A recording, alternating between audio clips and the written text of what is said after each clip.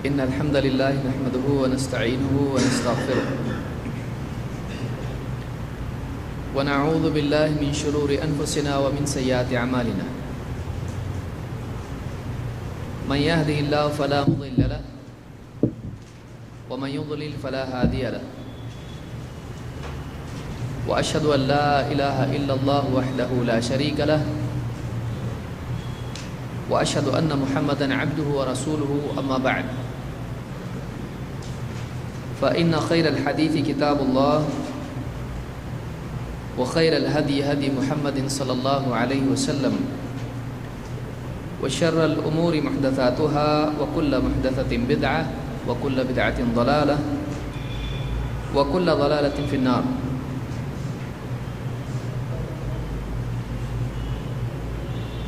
قال النبي صلی اللہ علیہ وسلم من یرد اللہ بہ خیرا یفقہ فی الدین. اللہ تعالیٰ جس کے ساتھ خیر کا ارادہ فرماتا ہے اس کو دین کی گہری سمجھ عطا فرماتا ہے.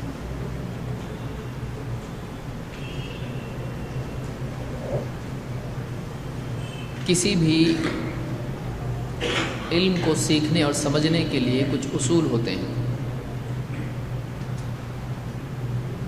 چاہے وہ انسان کی کتاب ہو، انسان کی بات ہو، یا وہ بات اللہ کی ہو. اگر بنیادی اصول جانے بغیر کلام کے اصول جانے بغیر اگر ایک آدمی اس کو سمجھنے کی کوشش کرے تو بہت بڑی غلطی وہ کر سکتا ہے. لہٰذا قرآن و سنت کے سمجھنے کے لیے کچھ بنیادی اصول ہم کو معلوم ہونے چاہیے.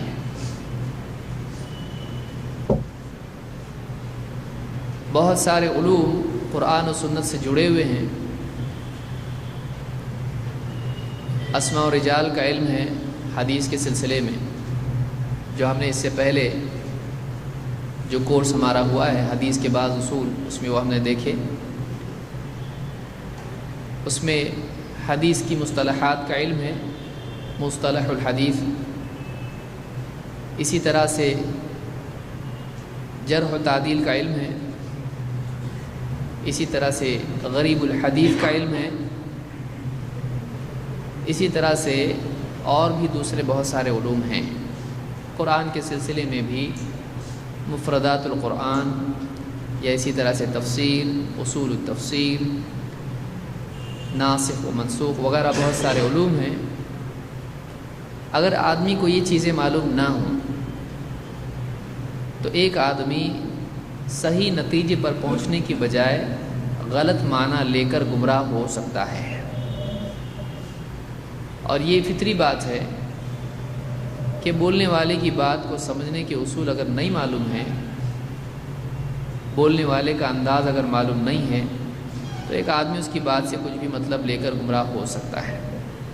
لہٰذا یہ جو ہمارا سلسلہ ہے فقہ کے بعض اصول، اس میں مقصود یہی ہے کہ ہم قرآن و سنت کے نصوص کو، دلیلوں کو کیسے سمجھیں، اس کے کیا اصول ہیں. پچھلے دروس میں ہم نے دیکھا تھا کہ شرعی احکام دو طرح کے ہیں، تکلیفی، وضعی. تکلیفی میں 5 ہیں: واجب، مستحب، مباح، مکروہ اور حرام. اسی طرح سے وضعی احکام میں 2 ہیں. کون سے احکام ہیں وہ؟ شرط اور معنی، اور اس کے نتائج میں کیا ہوگا؟ عمل صحیح اور فاسد ہوتا ہے. یہ ہمارا پچھلا حصہ ختم ہو چکا ہے. اس کے بعد ہم نے شروع کیا تھا اور آج بھی اسی کو جاری رکھیں گے، 5 لفظ، اور ان کی تفصیل ہم جاننے کی اور سمجھنے کی کوشش کریں گے. ایک عام اور اس کے ساتھ جوڑی ہے خاص. اس کے ضمن میں ہے استثناء. پھر مطلق اور مقید یا مقیدہ کیا ہے یہ؟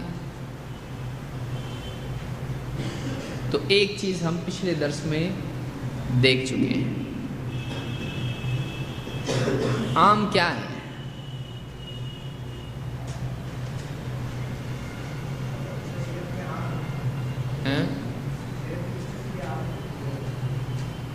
یعنی عام ہو تو وہ کیا ہوتا ہے؟ عام ہوتا ہے.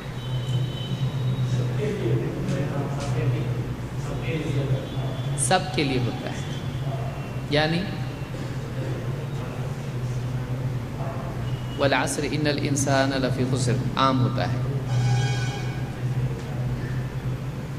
دیکھیے دو چیزیں ہوتی ہیں، ایک ہوتی ہے ڈیفینیشن اور ایک ہوتا ہے ایگزامپل. دونوں ایک دوسرے کے بدل نہیں ہیں. ایک ہوتا ہے کسی چیز کی تعریف اور ایک ہوتا ہے اس کی مثال. جیسے آپ سے پوچھا جائے کتاب کس کو کہتے ہیں، آپ کہیں قرآن، تو یہ جواب کیا ہوا؟ صحیح ہے کہ غلط ہے؟ صحیح بھی ہے غلط بھی ہے.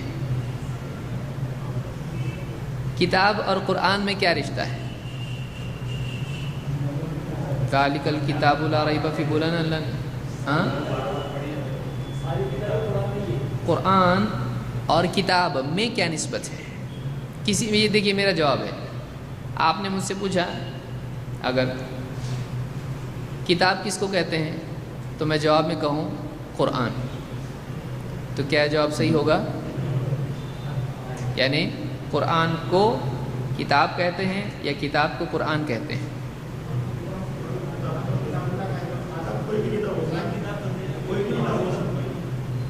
قرآن کتاب ہے، یہ جملہ صحیح ہے. کتاب قرآن ہوتی ہے. ایک ہی ہوا نا، آگے پیچھے کی تو غلط ہوا. کس کو غلط نہیں لگ رہا ہے؟ ہر کتاب قرآن نہیں ہوتی ہے، لیکن ہر قرآن یعنی قرآن کیا ہے؟ کتاب ہے. قرآن ایک ہی ہے. ہاں، قرآن کے علاوہ بھی کتابیں ہو سکتی ہیں یا ہیں؟ ہیں. مثال کے طور پر بائبل، زبور، اللہ ہی کی کتابیں، اللہ ہی کی کتابیں، زبور ہے، تورات ہے، انجیل ہے. تو کیا یہ تینوں قرآن ہیں؟ قرآن نہیں، تینوں پڑھی جانے والی کتاب نہیں ہے، تو قرآن نہیں ہوئی. اللہ نے منسوخ کر دیا اس کو. تو قرآن میں سے بھی تو کچھ منسوخ ہے. ان کا نام قرآن نہیں رکھا اللہ نے. قرآن کو اللہ نے قرآن میں قرآن کہا، لیکن پچھلی کتابوں کا نام اللہ نے قرآن دیا. تو آپ کیوں گھبرا رہے؟ مطلب قرآن نہیں ہو. جب اللہ نے اس کو قرآن قرار ہی نہیں دیا تو وہ پڑھی جانے والی کتاب ہونے کے باوجود قرآن نہیں ہو سکتی ہے. سمجھ میں آیا؟ تو عام کے بارے میں ہم دیکھ رہے ہیں کہ عام کیا ہوتا ہے. جیسے آپ کو سوال پوچھا جائے کہ کیا کتاب کس کو کہتے ہیں، تو آپ جواب میں کہیں قرآن کو. تو اگرچہ قرآن کو بھی کتاب کہتے ہیں اور قرآن بھی کتاب ہے، لیکن یہ تعریف نہیں ہے. ویسے ہی جیسے آپ سے پوچھا جائے کہ انسان کس کو کہتے ہیں، تو آپ جواب میں اپنا نام دے دیں.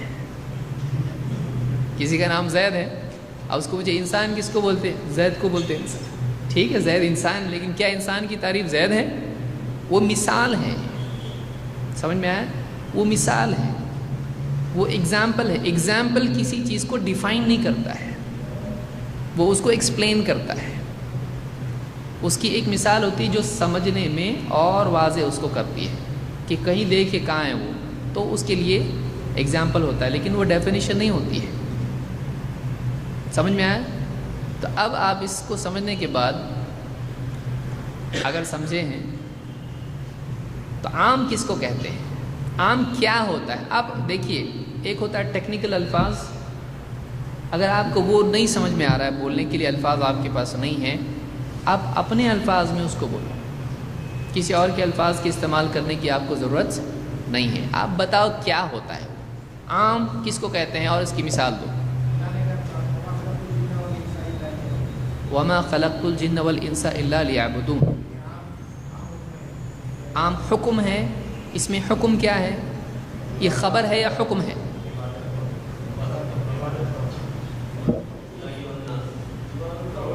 ایک ایک لیں گے ابھی. اب ہم کیا بول رہے ہیں یہ ہم غور کریں.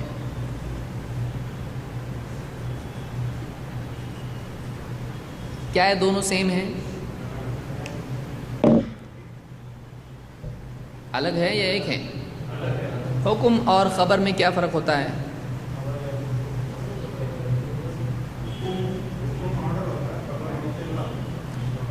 خبر اطلاع ہوتی ہے اور حکم کیا ہوتا ہے؟ آرڈر ہوتا ہے. ایک انگلش میں بولے اپنے، ایک مشکل اردو میں. خبر سے زیادہ مشکل اطلاع ہے. بعض اوقات ایکسپلینیشن ٹیکسٹ سے زیادہ مشکل ہو جاتا ہے.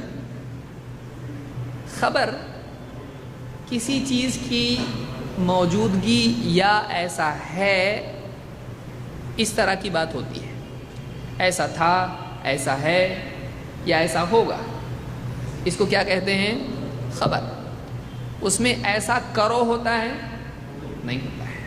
جیسے اللہ ایک ہے، یہ خبر ہے یا حکم ہے؟ ایک اللہ کی عبادت کرو، یہ کیا ہے؟ اس میں مطالبہ ہوتا ہے. امر میں، امر اس کو کہتے ہیں عربی زبان میں. حکم کو کیا کہتے ہیں؟ امر. اور خبر کو خبر کہتے ہیں. خبر. تو خبر میں کسی چیز کا ہونا یا نہیں ہونا بتایا جاتا ہے، چاہے وہ پاسٹ میں، ماضی میں ہو، یا حال میں ہو، یا مستقبل میں ہو. جیسے قیامت آنے والی ہے، وَأَنَّ السَّاعَةَ آتِيَةٌ، تو یہ کیا ہے؟ خبر ہے. قیامت کی تیار. وَلْتَنظُرْ نَفْسٌ مَا قَدَّمَتْ لِغَدٍ، ہر ایک دیکھ لے کہ اس نے اپنے کل کے لیے کیا آگے بھیج رکھا ہے. یہ کیا ہے؟ خبر ہے یا حکم ہے؟ یہ خبر ہے نا. دیکھ لے تو دیکھنا پڑے گا یا ہاں خالی بولیں گے سمجھا؟ اس میں مطالبہ ہے. اللہ ہم سے کچھ چاہ رہا ہے اس میں؟ نہیں نا. ہر ایک دیکھ لے، دیکھنا چاہیے. دیکھو کہ تم نے اپنے کل کے لیے کیا بھیجا ہے. تو اس میں حکم ہے کہ نہیں ہے؟ وَلْتَنظُرْ امر ہے. یہ واجب ہے. واجب ہے کہ نہیں ہے؟ کیسے معلوم پڑا آپ کو؟ اللہ نے اس کا ہر ایک دیکھ لے کہ اس نے اپنے کل کے لیے کیا آگے بھیج رکھا ہے. یعنی وہ دیکھے کہ میری زندگی قیامت میں کامیابی کی طرف جا رہی ہے، ناکامی کی طرف. اپنا محاسبہ، اپنا تجزیہ، اپنا جائزہ لے لے. تو ایک ہوتی ہے خبر، ایک ہوتا ہے حکم.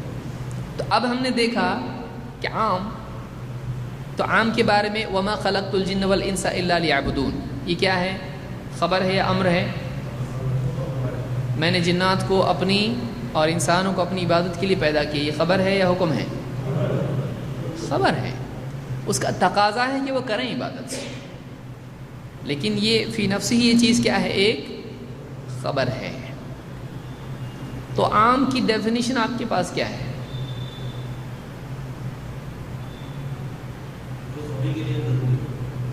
جو سبھی کے لیے ضروری ہو. اور اگر ضروری نہ ہو تو جیسے ان الانسان لفی خسر، انسان گھاٹے میں ہے، یہ عام ہے یا نہیں ہے؟ عام ہے. تو سبھی کے لیے ضروری ہے گھاٹے میں پڑنا؟ دیکھیے بعض اوقات جہاں تک بات آتی ہے لیکن ہم اس کو بول نہیں پاتے ہیں. آپ کو لوگ آپ کے دل میں آپ کو صحیح سمجھا یہ دیکھیں گے، یا آپ نے زبان سے جو کہا وہ سمجھا وہ دیکھیں گے. سمجھ میں آ رہا ہے آپ کو؟ بہت ساری باتیں سمجھا مجھ کو لیکن سمجھانے آتا نہیں. یہاں ہم کیوں جمع ہوئے؟ دو کاموں کے لیے جمع ہوئے، ایک سمجھنے کے لیے، دوسرے سمجھانے کے لیے. تو سامنے والے کو آپ کو سمجھا کہ نہیں سمجھا کیسا سمجھیں گا؟ جب آپ سمجھائیں گے. صحیح سمجھائے؟ بتائیے، ابھی تو کام پہ، ابھی جام پہ جانا ہے ہم کو. ہاں، یہ جملہ مکمل ہے یا ادھورا ہے؟ اس کیٹیگری کے سبھی لوگوں کے لیے حکم ہے. کیا حکم ہوگا اس میں؟ ہاں، اتنا مشکل پڑ رہا نا. ہاں، کوئی بات کسی پورے گروپ کے لیے بولی جائے اور کسی کو اس میں سے خاص نہ کیا جائے تو اس کو عام کہتے ہیں. وہ خبر بھی ہو سکتی ہے اور حکم بھی ہو سکتا ہے. صحیح ہے؟ ایک بات کسی جماعت کے لیے، کسی کیٹیگری کے لیے، کسی یعنی فرد کے لیے، پورے اس کے طبقے کے لیے بولی جائے، انسانوں کے لیے، جنات کے لیے، جانوروں کے لیے، سب کے لیے ہو سکتی ہے. تو اس سے متعلق کسی بھی گروہ کے لیے وہ بات بولی جائے اور اس میں کچھ کو کاٹ کے الگ نہ کیا جائے بلکہ وہ سب کے لیے بولی جائے تو اس کو کیا کہتے ہیں؟ عام. اس کی ضرورت کیوں پڑتی ہے عام اور خاص کی؟ قرآن کریم کی آیات اور احادیث میں ایک بات آتی ہے، پھر دوسری بات ہوتی ہے، اس میں پہلی میں ایک بات عام رکھی جاتی ہے، دوسری آیت میں یا کسی حدیث میں بتایا جاتا ہے کچھ لوگوں کے لیے معاملہ الگ ہے.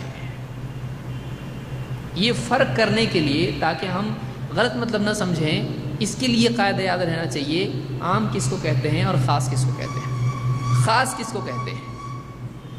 خاص کہتے ہیں اگر ایک طبقے میں سے، گروہ میں سے ایک شخص کے لیے، ایک فرد کے لیے یا کچھ افراد کے لیے وہ بات فٹ ہوتی ہو، سب کے لیے نہیں. خاص کس کو کہتے ہیں؟ کہ ایک خبر یا ایک حکم، ایک خبر یا ایک حکم کسی گروہ کے بعض افراد کے لیے ہو، سب کے لیے نہ ہو، تو اس کو کیا کہتے ہیں؟ تب کہتے ہیں کہ یہ بات فلاں لوگوں کے لیے، ان لوگوں کے لیے خاص ہے، یہ خبر خاص ہے یا یہ حکم کیا ہے؟ خاص ہے. اس کی مثالیں ہم دیکھیں گے تو اور زیادہ آپ کے لیے واضح ہو جائے گا. مثال کے طور پر اللہ تعالیٰ نے سورۃ البقرہ میں آیت نمبر 228، آپ لکھ لیں اس کو. اللہ تعالیٰ نے فرمایا وَالْمُطَلَّقَاتُ يَتَرَبَّصْنَ بِأَنفُسِهِنَّ ثَلَاثَةَ قُرُوءٍ. یہ آپ نہیں لکھیں گے لیکن کم سے کم آپ حوالہ لکھ لیں تاکہ گھر پہ جا کے آپ دیکھیں. وَالْمُطَلَّقَاتُ يَتَرَبَّصْنَ بِأَنفُسِهِنَّ ثَلَاثَةَ قُرُوءٍ.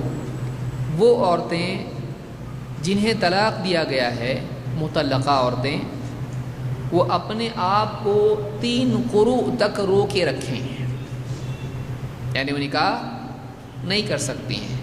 ان کی عدت کتنی ہے؟ 3 قروء. قروء کے معنی کیا ہیں؟ طہر، حیض آیا پاک ہو گئی، 1 قروء، قرء جس کو آپ کہیں گے. تو ایسے 2 3، تو یہ کیا ہے؟ مطلقات کے لیے کتنا ہے؟ کتنے تک رکنا پڑے گا ان کو؟ اس کی عدت سبھی جانتے ہیں، اس کو مطلب 3 طلاق ہوتے ہیں، تو اس میں 1 طلاق دے کے بھی آدمی عورت سے دور رہے اور پھر آپ الگ ہو جائے گی. ٹھیک ہے؟ والمطلقات يتربصن بانفسهن 3 قروء. 3 قروء تک ان کے لیے اپنے آپ کو رو کے رکھنا ہے.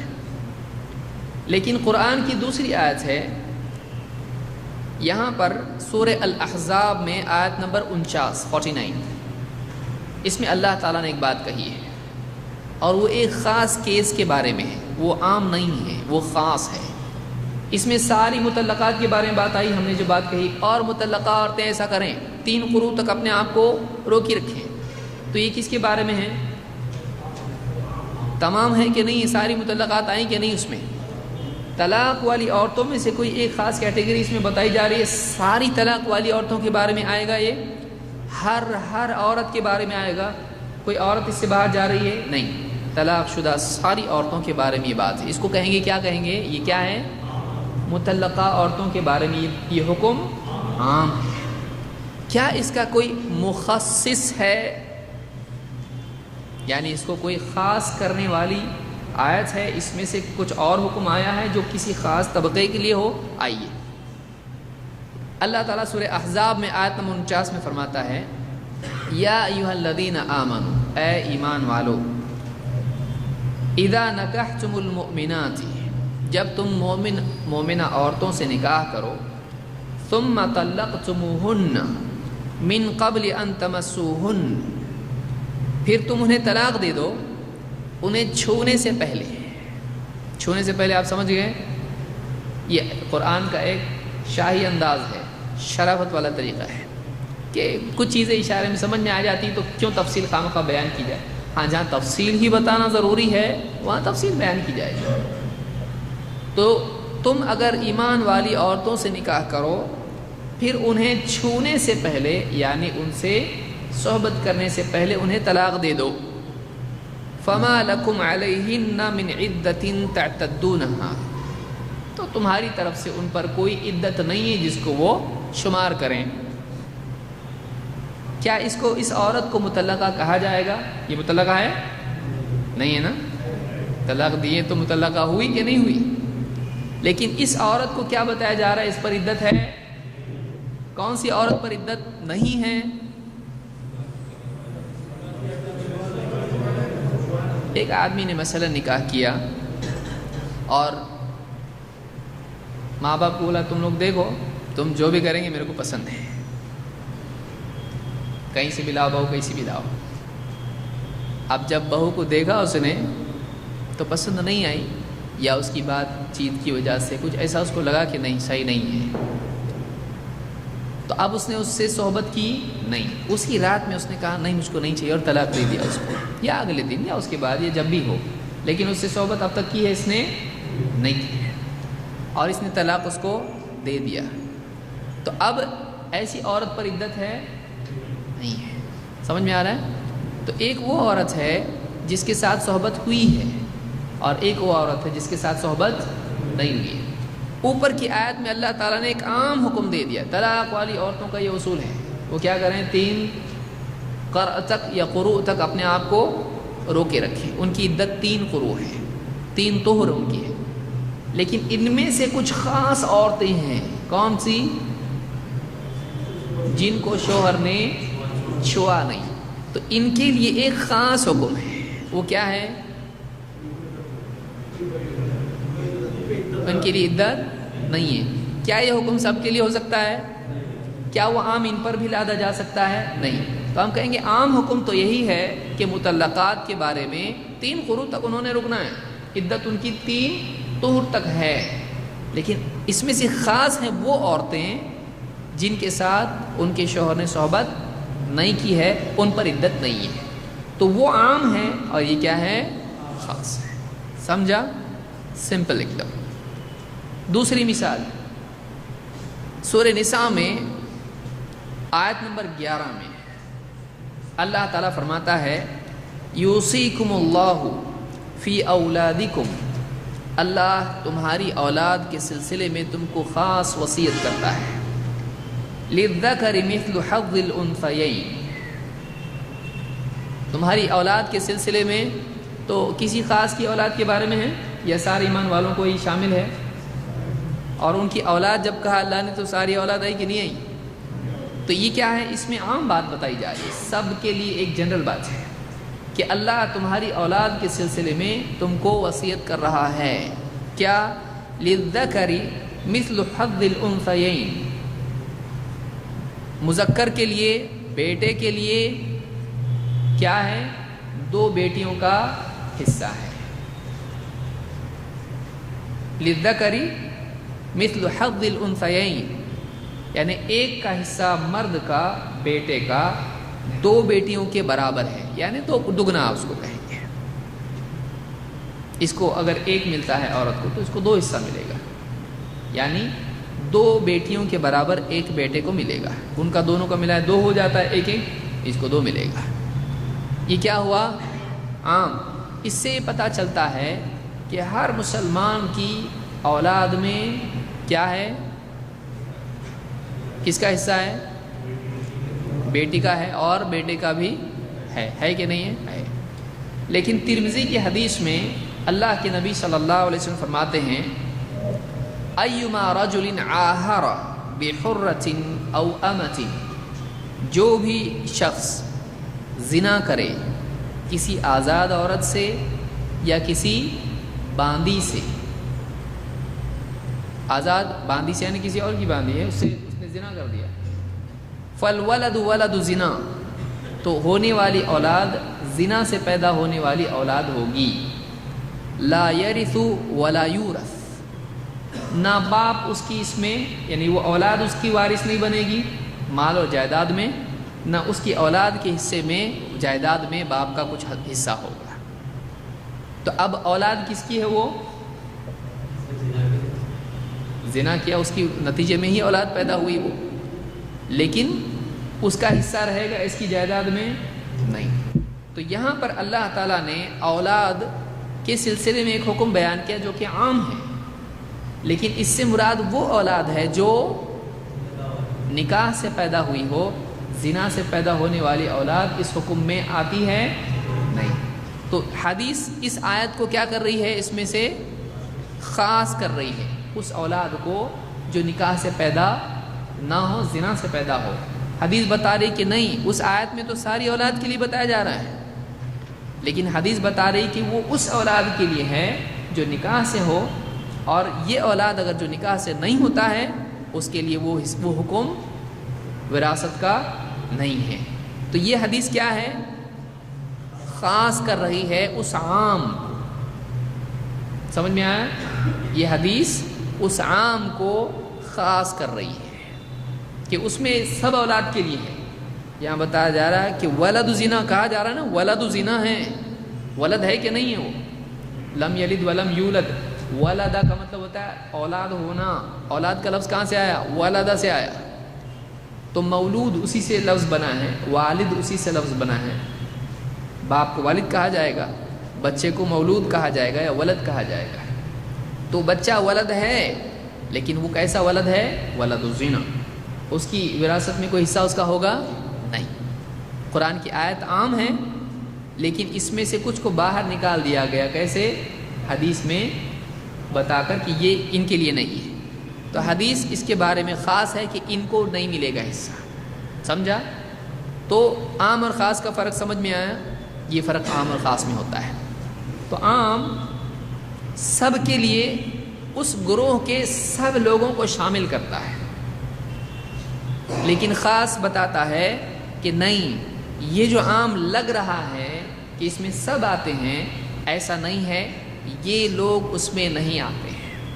پہلی مثال میں ہم نے دیکھا قرآن کی آیت کی تخصیص قرآن کی آیت کر رہی ہے، دوسری مثال میں ہم نے دیکھا قرآن کی آیت کی تخصیص حدیث کر رہی ہے۔ ٹھیک ہے، قرآن کی آیت ایک جگہ عام ہوتی ہے، دوسری بات سے بتایا جاتا ہے کہ نہیں، کچھ لوگ اس میں سے الگ ہیں۔ کبھی حدیث میں بھی ایسا ہوتا ہے کہ قرآن کی آیت بتاتی ہے یہ عام ہے، لیکن حدیث اس میں سے بتاتی ہے کہ یہ خاص ہے۔ اور کوئی مثال اس میں سے دے سکتا ہے کوئی؟ مردار جانور ہے مثلا، کیا ہے؟ بالکل صحیح ہے کہ مردار کیا ہے ہمارے لیے؟ حرام ہے، لیکن مچھلی حلال ہے کہ نہیں؟ کیا چھوڑنا ہے؟ حدیث میں ہمارے لیے کیا ہے کہ احلت لنا میتتان و دمان، ہمارے لیے 2 مردہ اور 2 خون حلال کیے گئے ہیں، جن میں سے مردہ میں سے کیا ہے؟ مچھلی ہے۔ کیا اس کو بسم اللہ اللہ اکبر کرنا پڑتا ہے؟ اگر مری ہوئی مچھلی، اگر آپ گئے کسی کے یہاں پر یا شکار کیا آپ نے مچھلی کا اور مری ہوئی مچھلی نکلی، تو وہ حلال ہے کہ حرام ہے؟ لیکن کیا اس آیت کی وجہ سے آپ بول سکتے مردار حرام ہے، کیا کھا رہا گناہ ہوتا، دعا قبول نہیں ہوگی، کر سکتے؟ نہیں، بلکہ آپ کیا کہیں گے؟ وہ عام آیت ہے، لیکن اس حدیث سے معلوم ہوتا ہے کہ اس میں کیا ہے؟ مچھلی الگ ہے۔ وہ جو احلت لنا میتتان کی حدیث ہے، اس سے اس کو خاص کیا گیا کہ یہ الگ ہے۔ میں نے یہاں پر خاص کے ساتھ استثناء بھی جوڑا ہے، استثناء خاص ہی کی ایک شکل ہے۔ آپ اس کو خاص بھی کہہ سکتے ہیں، اس کو مستثنا بھی کہہ سکتے ہیں، لیکن دونوں میں فرق ہوتا ہے۔ خاص میں مستقل اس کے لیے ایک حکم آتا ہے، جیسے یہاں پہ ہم نے دو مثالیں دیکھی کہ ایک عام حکم ہوتا ہے، اس کے ساتھ ایک خاص حکم بھی ہوتا ہے، دونوں کو ملا کے سمجھنا پڑتا ہے کہ اس میں ان کا استثناء ہے، وہ ایک الگ حکم ہوتا ہے، یہ ایک الگ حکم ہوتا ہے، تو اس کو عام میں سے کچھ لوگوں کو کاٹنا پڑتا ہے، لیکن وہ کاٹنے کے لیے ایک الگ سے دلیل ہوتی ہے، تو اس کو کیا کہا جاتا ہے؟ یہ عام ہے اور یہ خاص ہے۔ بعض اوقات خطاب خاص ہوتا ہے، جیسے اللہ تعالیٰ نے کہا کہ 4 سے زیادہ نکاح نبی صلی اللہ علیہ وسلم کے لیے کیا ہے؟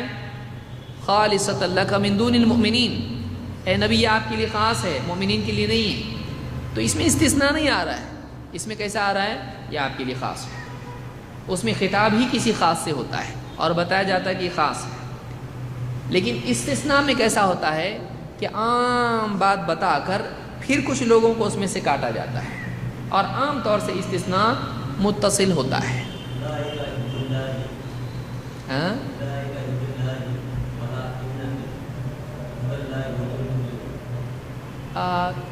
نہیں، یہ تاکید ہے، اس میں یہ الگ ہے، یہ آگے ہم آئیں گے اس میں تاکید کس کو کہتے ہیں اور تکرار کس کو کہتے ہیں، وہ الگ ہے انشاءاللہ 40 وغیرہ میں ہم دیکھیں گے۔ بعض جملے توکیدی ہوتے ہیں، بعض جملے تکرار ہوتی ہے اس میں۔ تو بہرحال جیسے مثال، اب یہ ایک الگ چیز ہے، اس کو ابھی نہیں دیکھیں گے، آگے ہم دیکھیں گے اس کو۔ جیسے انما الاعمال بالنیات وانما لكل امرئ ما نوى فمن كانت هجرته الى الله ورسوله فهجرته الى الله ورسوله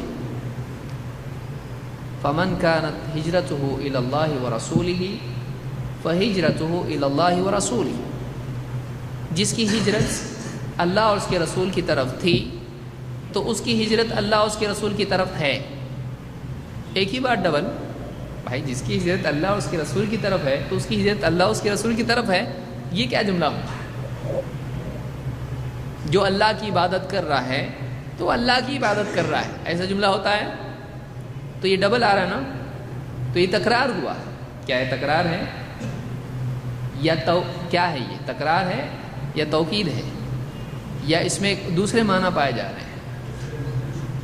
علماء نے کہا یہ تکرار نہیں ہے، اس میں حکمت یہ ہے کہ جس کی ہجرت نیت کے اعتبار سے اللہ اور اس کے رسول کی طرف تھی تو اس کی ہجرت اجر کے اعتبار سے اللہ اور اس کے رسول کی طرف ہی مانی جائے گی، یعنی یہ عمل کے اعتبار سے ہے، وہ قبول کے اعتبار سے ہے، یہ اس کی نیت کے اعتبار سے ہے، وہ لکھے جانے کے اعتبار سے ہے، یعنی اس کو ویسا ہی لکھا جائے گا۔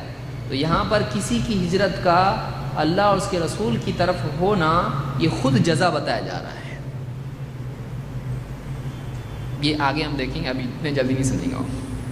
تو بہرحال تو ہم نے دیکھا استثناء، مثال کے طور پر استثناء کبھی متصل ہوتا ہے، کبھی منفصل ہوتا ہے، یعنی جڑا ہوا ہوتا ہے، کبھی الگ بھی ہوتا ہے۔ یہاں ہم عام طور سے دیکھیں گے استثناء کیسا ہوتا ہے۔ جیسے اس کی سب سے اچھی مثال کیا ہے استثناء کی؟ والعصر ان الانسان لفی خسر، قسم زمانے کی، انسان گھاٹے میں ہے۔ ہندوستان کے، امریکہ کے، کون سے نبی بھی؟ آپ تو بولے نا سارے۔ تو انسان گھاٹے میں ہے، تو یہ کیا دکھائی دے رہا ہے؟ یہ عام ہے، لیکن بات ابھی مکمل ہے یا ادھوری ہے؟ ادھوری ہے۔ آگے کیا ہے؟ سوائے ان لوگوں کے الا الذین آمنوا وعملوا الصالحات وتواصوا بالحق وتواصوا بالصبر، سوائے ان کے جو ایمان لائے، نیک عمل کرتے رہے، حق بات کی وصیت کرتے رہے، صبر کی وصیت کرتے رہے، تو وہ گھاٹے میں ہیں۔ ایک کیا ہے؟ وہ جملہ عام ہے، لیکن پھر اس میں سے کچھ لوگوں کو نکال دیا گیا، یہ نہیں، اس میں یہ نہیں آتے ہیں، تو اس کو کیا کہتے ہیں؟ استثناء۔ ہم کہیں گے انسان گھاٹے میں ہے، لیکن استثناء ان لوگوں کا ہے جو ایمان و عمل اور حق اور صبر کی وصیت کا ثبوت دیں، تو ان کا استثناء اس میں سے۔ اور ایک مثال بہت عام، لا الہ الا اللہ۔ لا الہ کا مطلب کیا ہے؟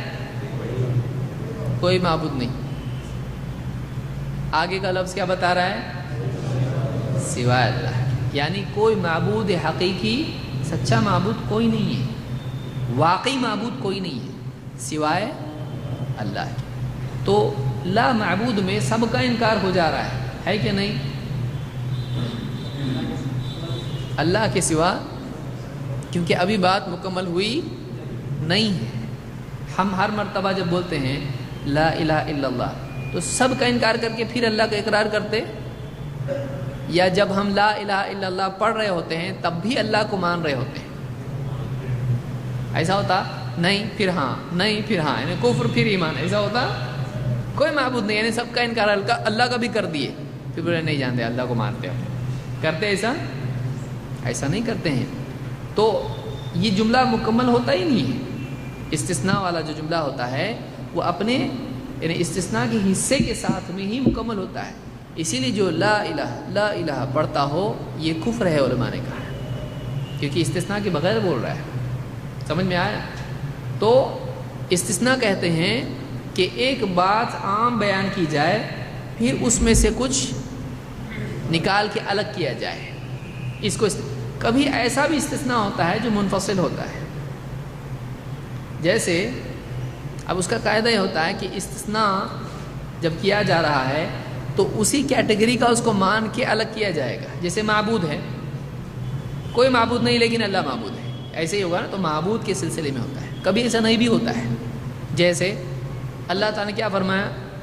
فَسَجَدُوا إِلَّا إِبْلِيسَ وَإِذْ قُلْنَا لِلْمَلَائِكَةِ اسْجُدُوا لِآدَمَ فَسَجَدُوا إِلَّا إِبْلِيسَ. جب ہم نے فرشتوں سے کہا کہ آدم کو سجدہ کرو تو سب نے سجدہ کیا سوائے، تو حکم کس کو تھا؟ سب نے سجدہ کیے. پھر استثناء ہو رہا اس میں سے سوائے کس نے سجدہ نہیں کیا؟ تو سارے فرشتوں نے سجدہ کیا سوائے ابلیس فرشتے کے. صحیح ہے؟ تو کیٹیگری میں اس فرشتوں کی جائے گا وہ نہیں. تو یہ منفصل ہے. اس کو اس کیٹیگری میں الگ سے ایک اور مستقل بیان نہیں.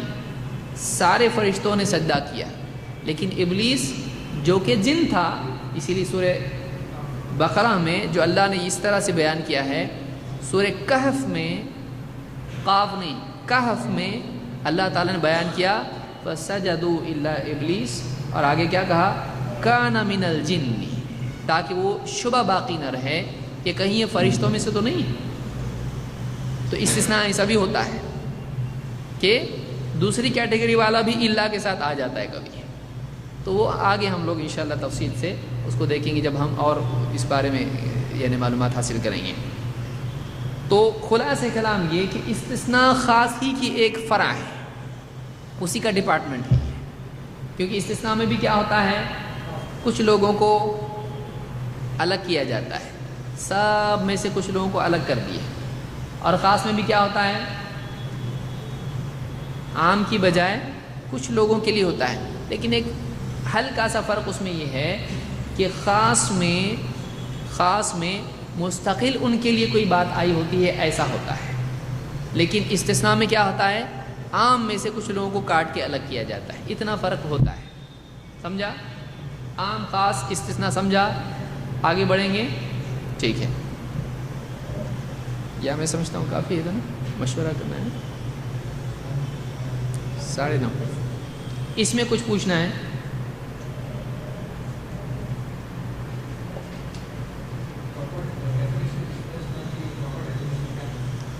کسی گروہ میں سے کچھ لوگوں کو عام سے کاٹ کر الگ کیا جائے، ان الگ کیے ہوئے لوگوں کو مستثنیٰ کہتے ہیں. اس حالت کو یا عمل کو استثناء کہتے ہیں.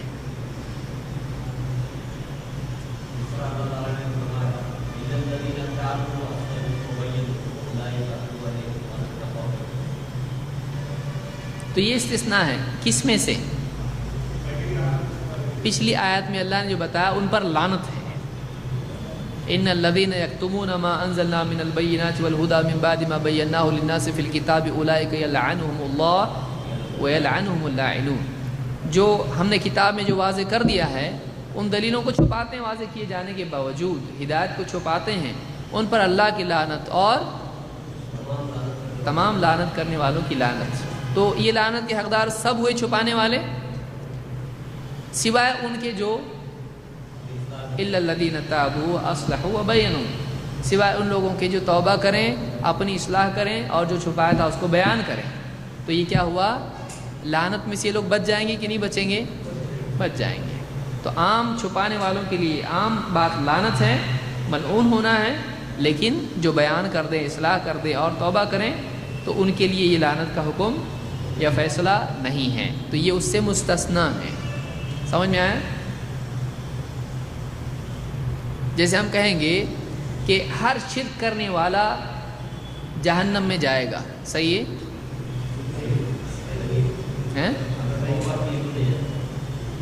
ہر شرک کرنے والا اللہ کے نزدیک کافر ہے، مشرک ہے، صحیح ہے؟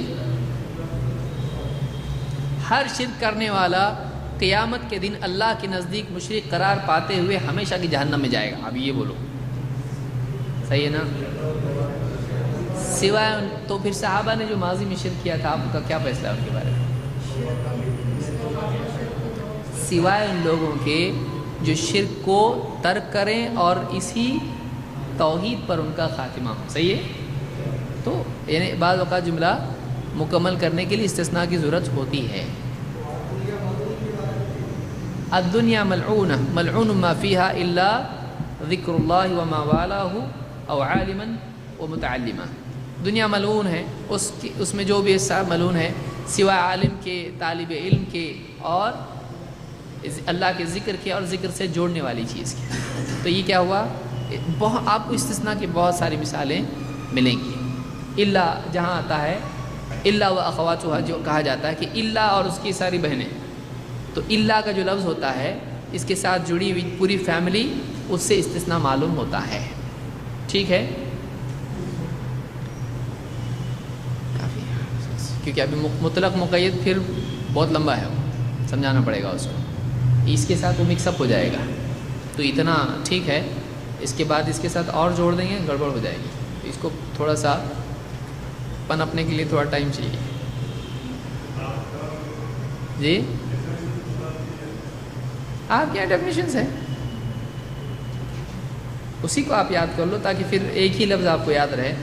عام وہ لفظ جو بغیر کسی تخصیص کے اس کے پورے گروہ پر بولا جائے، پورے گروپ کے بارے میں بولا جائے، اس میں سے کچھ کو کاٹ کے الگ نہ کیا جائے، وہ عام ہے۔ اور خاص کیا ہے؟ خاص وہ لفظ یا وہ بات جو کسی خاص شخص، چیز یا عدد پر دلالت کرے، کسی خاص کے بارے میں بات ہو، سب کے بارے میں نہ ہو، اس کیٹیگری کے ہے، ٹھیک ہے؟ جیسے کوئی کہے کلاس روم میں، سادہ مثال اس کی دیتا ہوں میں آپ کو، سارے بچے کھڑے ہو جاؤ، آپ لوگوں کو نہیں بول رہا ہوں، کلاس میں اگر کوئی ٹیچر کہے تو یہ کیا ہے؟ سب کے لیے ہے کہ نہیں ہے؟ زید تم بیٹھے رہو، یہ کیا ہے؟ خاص۔ تو کسی ایک کے لیے کوئی بات بولی جائے تو وہ کیا ہوتا ہے؟ اب آپ بولیں گے سارے بچے کو آپ بولے نا کھڑے ہو، تو یہ بھی تو بچہ ہے تو کھڑا ہونا چاہیے نا، یہ صحیح ہے؟ آپ کیا کہیں گے؟ اب اس میں کریں گے کیا آپ؟ ایک حکم تو ہے سارے بچے کھڑے ہو جاؤ، تو زید کیا ہے؟ بچہ ہے بیچارہ، وہ بھی بچہ ہے وہ واقعی۔ تو اب کہا، ٹیچر نے کہا زید تم بیٹھے رہو، تو اب وہ کس پہ عمل کرے؟ میں بچہ ہوں لہٰذا بچوں کو کھڑے ہونے کے لیے کہا گیا ہے، تو وہ بھی حکم ہے، اور زید تم بیٹھو تو یہ بھی حکم ہے، تو کروں تو کیا کروں میں؟ ہاں صحیح ہے نا؟ بات تو درست ہے نا؟ سارے بچے کھڑے ہو جاؤ، ٹیچر نے کہا، پھر ٹیچر ہی نے کہا زید تم بیٹھے رہو، تو اب دونوں حکم میں زید آ رہا کہ نہیں آ رہا؟ پہلا عام ہے اور دوسرا خاص ہے، تو وہ کھڑے بھی ہو جائے اور بیٹھ بھی جائے، اور ایک وقت میں دونوں حکم پہ عمل کر سکتا؟ ایسا کر کے خود کو کر سکتا ہے؟ تو اصول کیا سمجھ میں آیا آپ کی؟ ہاں، تو خاص جب حکم ہوتا ہے تو ترجیح کس کو دیں گے؟ کہ خاص بات عام پر فوقیت رکھتی ہے. سمجھ میں آیا؟ یہ اصول ہوتا ہے کہ عام کے مقابلے میں خاص جب آ جاتا ہے تو عمل اس پر ہوگا یا عام پر ہوگا؟ خاص پر ہوگا. یہ اصول ہے. آگے پیچھے اس میں اختلاف ہے علماء میں کہ پہلے خاص کا حکم ہو پھر عام کا ہو تو کیا عام کو ناسخ مانا جائے گا یا خاص ہمیشہ بعد میں آنا چاہیے؟ یہ قاعدہ ہے. تحقیق علماء کی یہ ہے کہ یہ قاعدہ نہیں ہے. جیسے ٹیچر کہے زید بیٹھو، سب بچے کھڑے ہو جاؤ، تو اب زید کیا بولے؟ مطلب بیٹھو بولے اور اس کے بعد سب کو کھڑے ہو، تو میں کیا کروں؟ اب بعد والا حکم پہ عمل کرے گا پہلے والے پہ؟ کیا کرنا چاہیے اس نے؟ آپ کیا کریں گے اگر میں ابھی بولوں آپ کو ایسا؟ ہاں، تو خاص ہے اور عام ہے. عام کے مقابلے میں ترجیح کس کو دیں گے؟ اصول ہے یہ. سمجھا؟ یہ بہت جلدی سمجھ میں آتا بچوں کی مثال. سمجھ میں آیا؟ یہ خاص اور عام میں تعلق ہوتا ہے. تو اکثر اوقات ناسخ منسوخ کے سلسلے میں یہ اس کی اہمیت ہوتی ہے یا مختلف احکام کے سلسلے میں اس کی اہمیت ہوتی ہے. سوال ایک یہاں پر یہ ہے، چلتے چلتے آخر میں بولتا ہوں، کیوں اللہ نے ایسا کیا ہے؟ یہاں عام بیان کر رہا ہے پھر یہاں خاص بیان کر رہا ہے. ایک ساتھ دونوں میں بول دیتا کہ یہ ایسا یہ ایسا تو اچھا ہوتا کہ نہیں ہوتا؟ کوئی آدمی ایسا کہہ سکتا ہے. تو کیوں اللہ تعالیٰ نے عام بھی بیان کیا اور خاص بھی بیان کیا؟ کیوں کیا اللہ نے ایسا؟ اور بعض اوقات الگ الگ جگہ پر بیان کیا، کیوں؟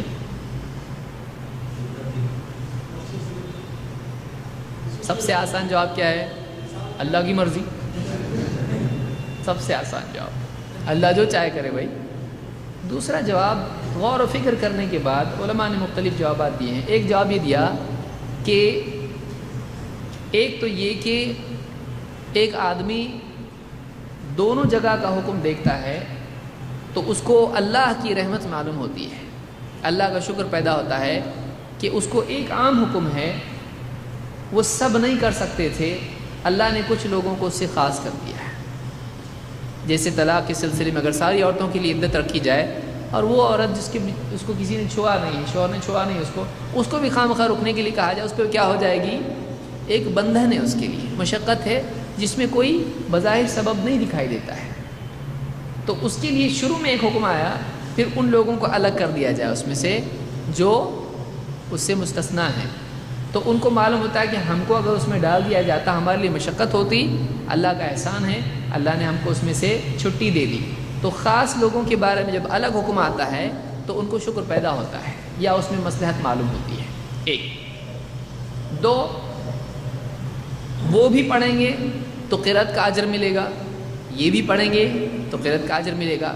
اگر ایک ہی میں دونوں باتیں بیان کر دی جاتی تو اس کا زیادہ اجر ملتا نہیں. لیکن اگر وہ بھی پڑھ رہے ہیں تو اس کے حروف پہ بھی قرآن کی تلاوت کا اجر مل رہا ہے 10 نیکی ہر حرف پر، اور یہ بھی پڑھ رہے ہیں تو 10 نیکی ہر حرف پر، تو اس کو اس کا بھی اجر ملتا ہے. اور بھی علماء نے جوابات اس کے دیے ہیں کہ اس میں کیا مصلحت ہے. اتنا ہمارے لیے کافی ہے کہ اس میں اللہ کی طرف سے رحمت معلوم ہوتی ہے اور اسی کے ساتھ ساتھ پڑھنے کا یعنی اس کا ثواب بھی اس کو ملتا ہے. اگلے درس میں اس میں خاص کے بارے میں ایک یہ بھی مثال ہم کو ملتی ہے، جسے اللہ نے کہا وَلِلَّهِ عَلَى النَّاسِ حِجُّ الْبَيْتِ مَنِ اسْتَطَاعَ إِلَيْهِ سَبِيلًا. یہ استثناء کے بھی ضمن میں جا سکتا ہے اور خاص کے ضمن میں بھی جا سکتا ہے، اور اس میں استثناء کے مقابلے میں خاص کی شان زیادہ ہے، کیونکہ یہاں پر الا لفظ ہے نہیں ہے، یہاں پر ایک قید بتائی گئی ہے. لیکن یہاں پر ایک عجیب انداز اختیار کیا گیا ہے کہ عموم کا انداز اختیار کر کے اس کے بعد خصوص کی قید لگائی گئی ہے، کیونکہ یہ عام میں قید پیدا کر رہا ہے. صحیح ہے؟ خاص کس کو کہتے ہیں آپ؟ جو عام میں کیا کرے؟ قید پیدا کرے. اور استثناء کس کو کہتے ہیں؟ جو عام میں سے کچھ لوگوں کو نکال لے. دونوں میں فرق ہے نا، ایک بہت ہی باریک فرق ہے. اس کا اینڈ میں نتیجہ وہی ہوتا ہے، یہ سب کے لیے نہیں ہے، یہ لوگ اس سے الگ ہیں. استثناء میں بھی ویسے ہی ہوتا ہے لیکن انداز دونوں کا الگ ہے۔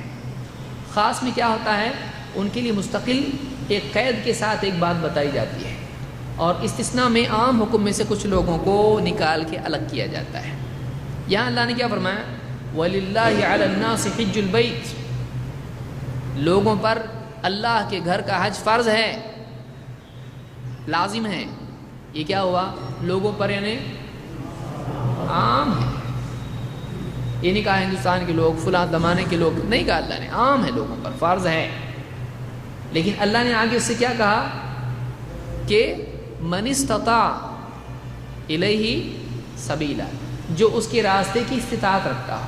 یہ کیا ہو گئی، عام میں قید ہو گئی، قید ہو گئی نا، کہ ہر آدمی چاہے طاقت ہو یا نہیں ہو جائے، پہلے سے حصے سے معلوم پڑ رہا ہو نہیں، لیکن یہ قید اس میں جب جوڑی جا رہی ہے تو معلوم ہو رہا ہے کہ یہ حکم عام نہیں ہے، بلکہ یہ کیا ہے، اس کے مخاطب کون ہیں، استطاعت رکھنے والے ہیں یا سارے لوگ ہیں؟ کلام کے اعتبار سے تو سب ہیں کیا نہیں، لیکن عمل کے اعتبار سے مطالبہ کن لوگوں سے حج کا سب سے ہے، استطاعت رکھنے والے۔ تو یہ خاص ہے، عام ہے، مسلمان تو سبھی ہے نا، لیکن کیا سارے مسلمانوں سے اس کا مطالبہ ہے، کن لوگوں سے ہے؟ تو یہ آیت عام ہے یا خاص ہے؟ خاص، کن لوگوں کے لیے ہے، سمجھ میں آ رہا ہے؟ تو یہ بھی ایک مثال ہے خاص کے لیے، کہ اس کے مخاطب ہی بعض لوگ ہیں، سب نہیں۔ مخاطب اور مخاطب میں کیا فرق ہے؟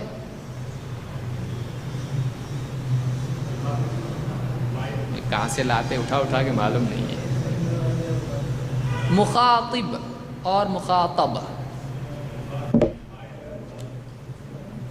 آپ بولیں گے آواز تو الگ آ رہی ہے، کچھ تو فرق ہے۔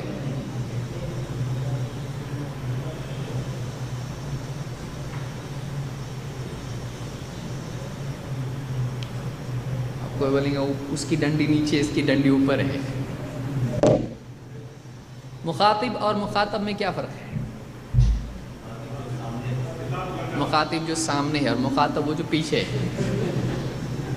تو میرے پیچھے کوئی مخاطب ہے نہیں ہے، آپ لوگ سب مخاطب، تو پھر میں کون ہوں؟ خطاب کے تعلق سے، خطاب کے تعلق سے کتنے لوگ ہوتے ہیں؟ خطاب کیا مطلب ہے؟ ایڈریس کرنا، کسی سے بات کرنا، ٹھیک ہے، اس کو کیا بولیں گے؟ اسی پر سے کیا لفظ ہے جمعہ کا؟ اچھا ابھی سمجھ میں آ رہا ہے، خطبہ، خطاب ہے، وہ بات ہے، ہاں، خطاب کرنے والا مخاطب، اور مخاطب خطاب نہیں کرنے والا۔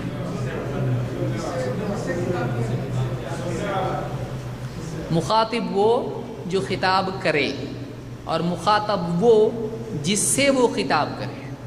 یہ نہیں کہ جو خطاب نہ کرے، اس لیے کہ جو نہیں ہے ابھی وہ مخاطب ہوں گے نہیں۔ مخاطب کون ہے؟ جن سے خطاب کیا جا رہا ہے، سمجھ میں آئے؟ ٹھیک ہے، چلیے، تو اگلے درس میں ہم لوگ انشاءاللہ مطلق اور مقید دیکھیں گے، ان کا فرق، اور عام اور مطلق میں کیا فرق ہے ہم وہ بھی دیکھیں گے، تاکہ دونوں میں ایک بہت ہی یعنی ہلکا سا پردہ ہے، تو اس کو بھی سمجھنے کی کوشش کریں گے انشاءاللہ۔ سبحان اللہ بحمدہ، سبحان اللہ۔